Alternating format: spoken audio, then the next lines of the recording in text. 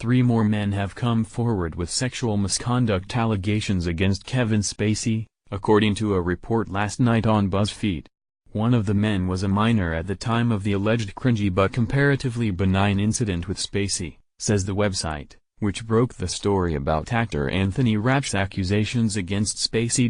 According to the report, the 3 men met Spacey in professional settings but soon became targets of inappropriate sexual conduct.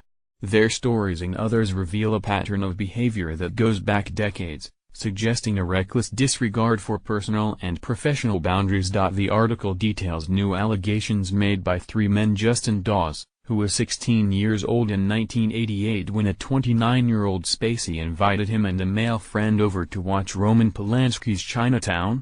Instead, Dawes told BuzzFeed News, Spacey gave him a cocktail and played pornography. Dawes tells the website that the encounter was cringy but benign compared to Rapp's experience. An anonymous journalist who interviewed Spacey in the early 2000s at London's Old Vic Theatre, when the reporter was in his 20s. Spacey invited him to continue the interview at a club, with friends for drinks, and once at the club Spacey began aggressively groping him while Spacey's friends were deliberately not paying attention. When the journalist got up to leave, Spacey came out after me and literally stood between me and the door. This man was screaming in my face outside of the main bar area, red-faced, spit flying out of his mouth, screaming at me with fury because I didn't want to FCK him. He was actually saying that I did want to and I was a coward. That was his tactic. It was unbelievable. The journalist chose not to write about the incident because doing so would have outed the actor. I consider that a pretty important principle: you don't out people, he said. But it tied my hands.